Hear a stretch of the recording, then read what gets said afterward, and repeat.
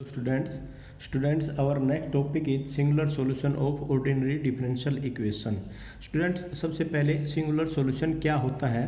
Sometimes a particular solution satisfied a differential equation of first order, but this solution is not obtained from the general solution by giving some values to the arbitrary constant. Such solution is called the singular solutions. मतलब क्या हुआ, जब भी कभी हम general solution निकाल लेते हैं और उस जनरल सॉल्यूशन में जो आर्बिट्रेरी कांस्टेंट होता है, अगर उस आर्बिट्रेरी कांस्टेंट की जगह हम कोई और वैल्यू रख दें तो वो वैल्यू रखने के बाद भी हम वो सॉल्यूशन नहीं निकाल पाए, उसे बोलते, जिसको हम नहीं निकाल पाते उसे बोलते हैं आपका सिंगुलर सॉल्यूशन.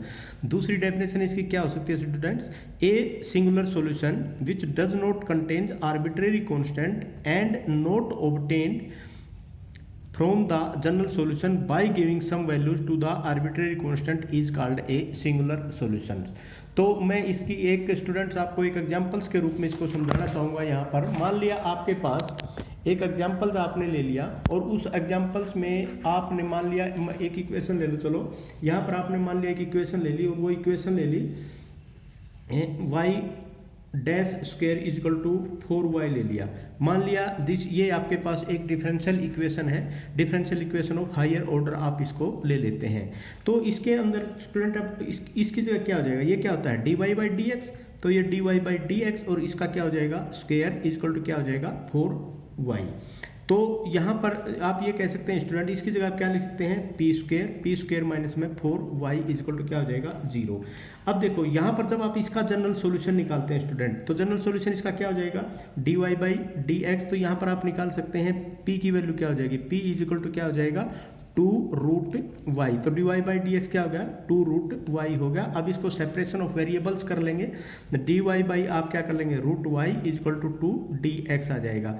अभी ये y 1/2 की इसकी क्या वैल्यू हो जाएगी, इसको ऊपर ले जाएंगे आप, तो y की -1/2 dy इजिकल टू क्या हो जाएगा 2dx. तो जब आप इसकी वैल्यू निकालेंगे स्टूडेंट, जब इसका इंटीग्रेटिंग करेंगे तो इंटीग्रेटिंग बोथ साइड, जब आप इंटीग्रेटिंग करेंगे इंटीग्रेटिंग बोथ साइड में आपका क्या आ जाएगा, तो आप यहाँ पर करेंगे इसमें जब इसका इंटीग्रेशन होगा तो क्या हो जाएगा, तो y की -1/2 प्लस में 1 और डिवाइड बाई क्या हो जाएगा 1/2 और इजिकल टू क्या हो जाएगा 2x प्लस में c1 कह लो या आप c1 कह लो या c कह लो, कुछ भी कह लो.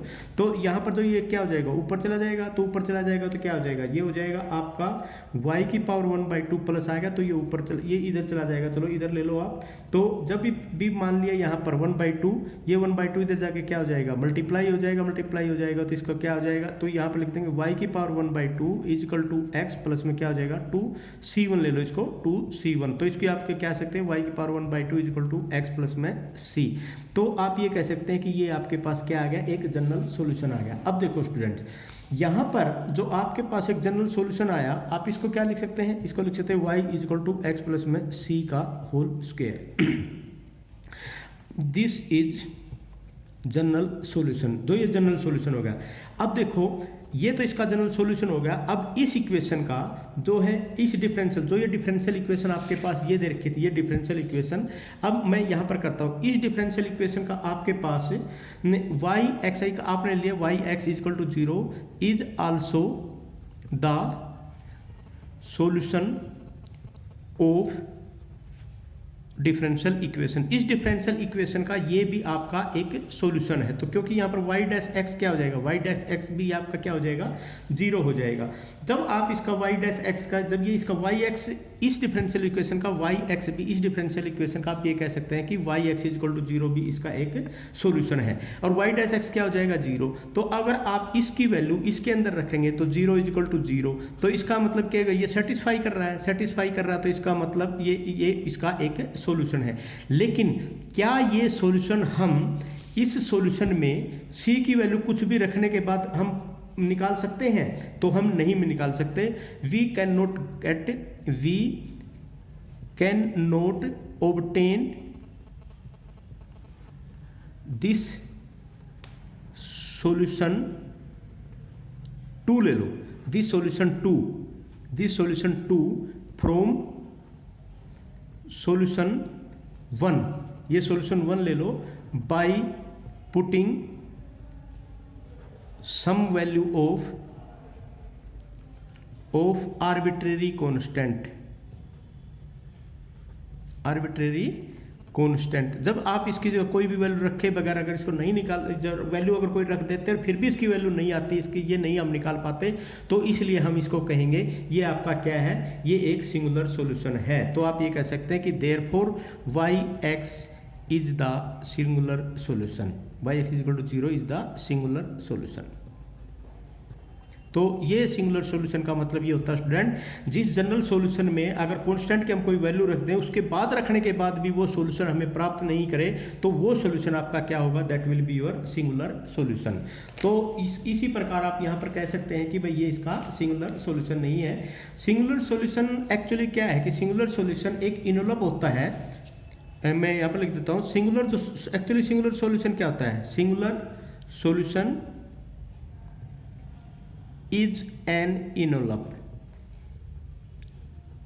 आपने पढ़ा भी होगा बीएससी फर्स्ट ईयर में ये इनवलप एंड उसमें इवोल्यूट में जो चैप्टर में आता है, is an envelope of a permanent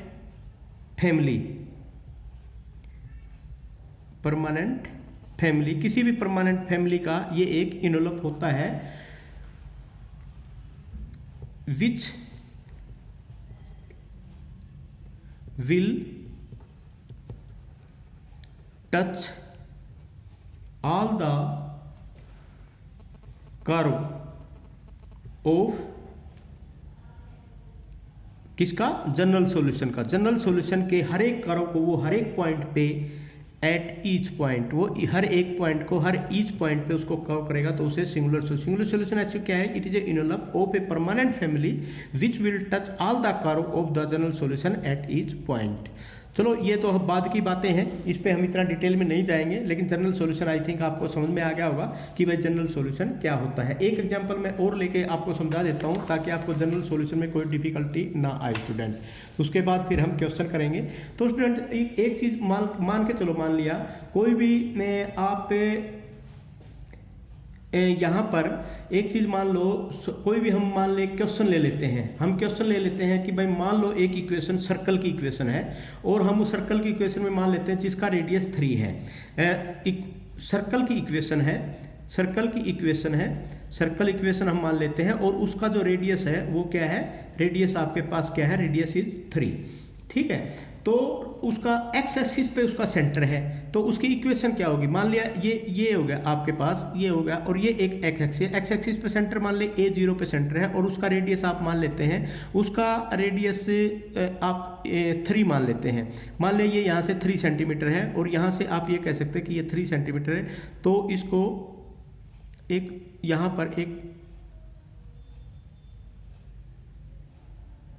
ये सर्कल आपने बना लिया, मान ले एक सर्कल हो गया, और ये उसका पॉइंट ले लो A0, तो ये आपके पास ये हो गया मान ले 3 सेंटीमीटर। अब स्टूडेंट यहाँ पर इक्वेशन इसकी क्या हो जाएगी, इसकी इक्वेशन हो जाएगी x माइनस में a स्क्वायर प्लस में y माइनस में 0 स्क्वायर इज इक्वल टू क्या हो जाएगी 9। ये एक equation circle of the equation होगी। अगर आप इसको मान ले आप डिफरेंशिएट करेंगे तो इसको डिफरेंशिएट करेंगे तो यहाँ पर क्या आ जाएगा 2 इंटू एक्स माइनस में a, ठीक है, और प्लस में 2y and y dash equal to क्या हो जाएगा 0। तो आप यहाँ पर क्या कह सकते हैं, ये आप कह सकते हैं x माइनस में a equal to y and y dash, और ये आपका क्या हो जाएगा माइनस हो जाएगा।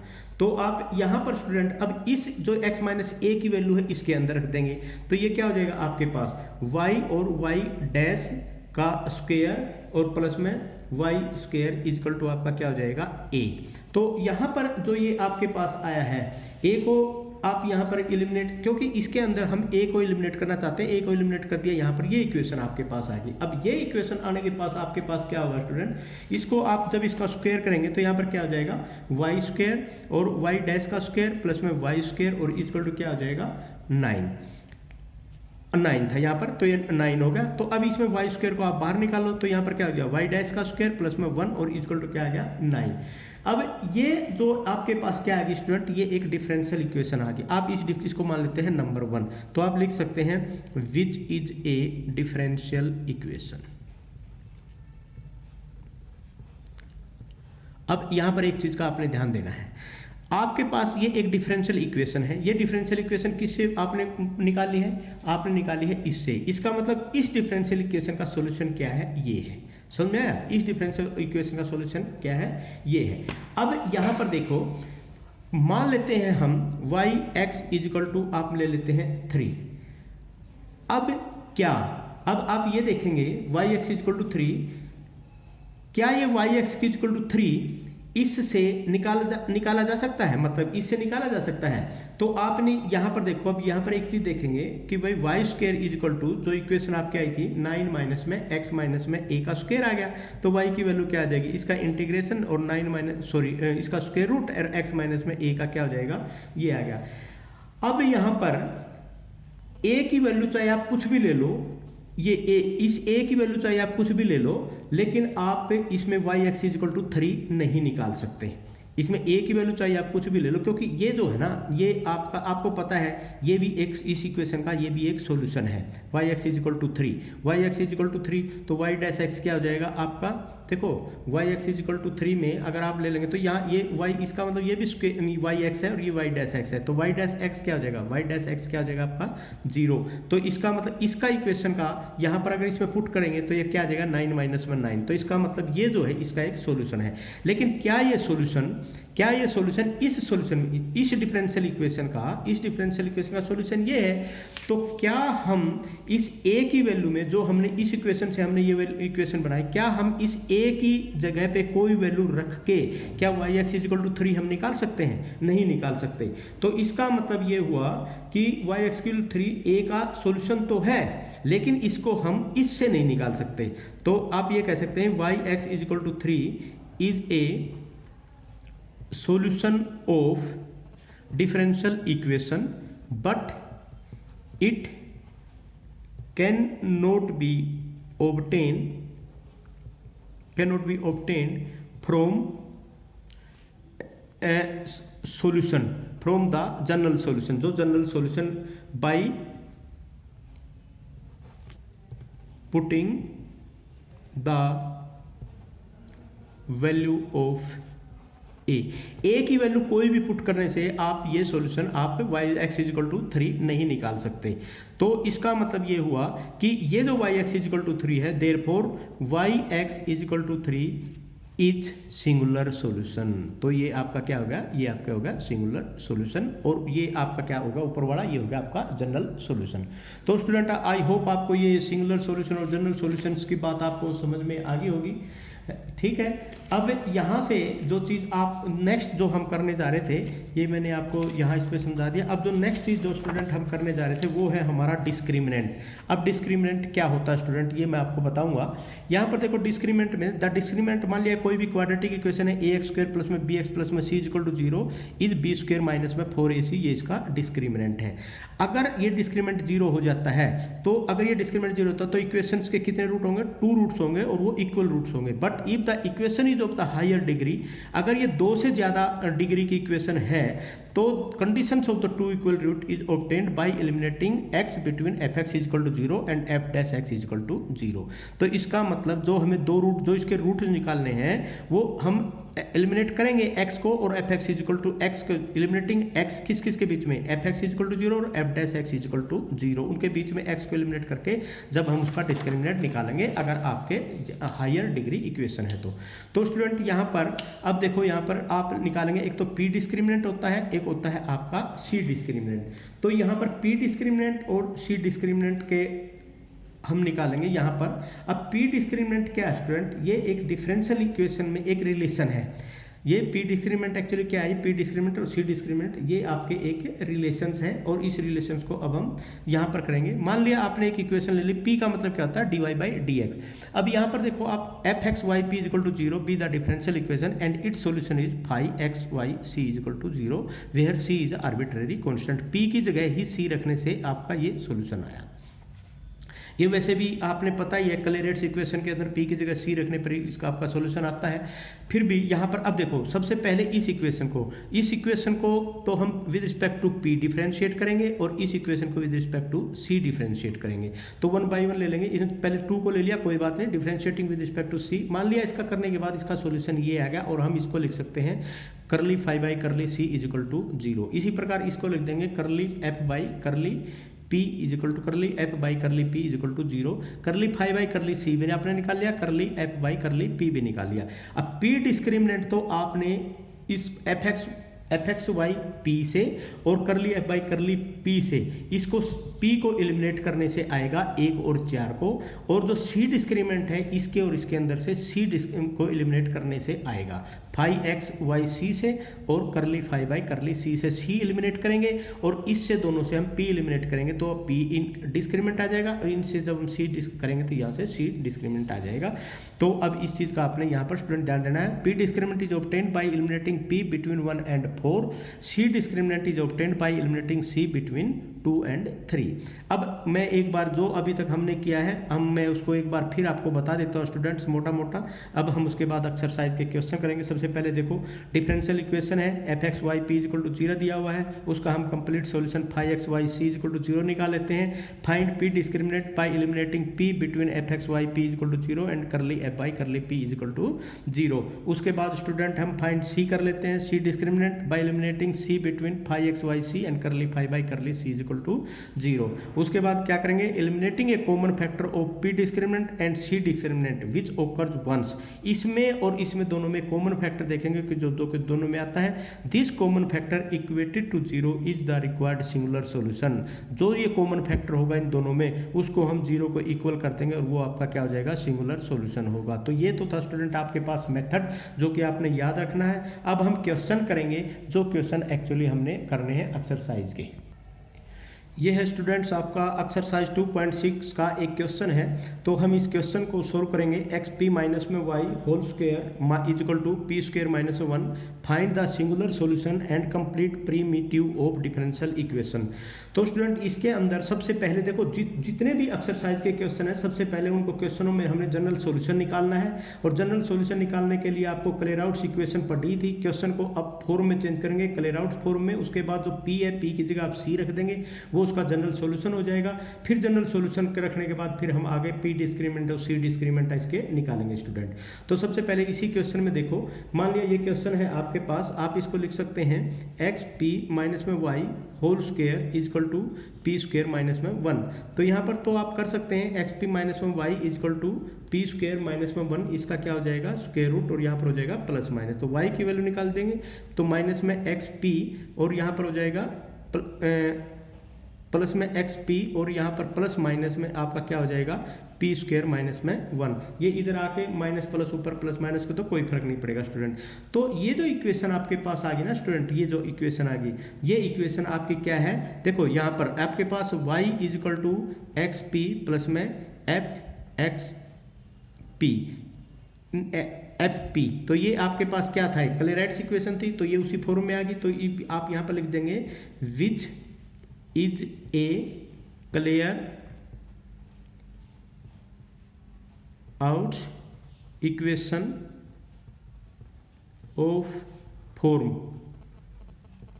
y is equal to p x plus में एफ पी।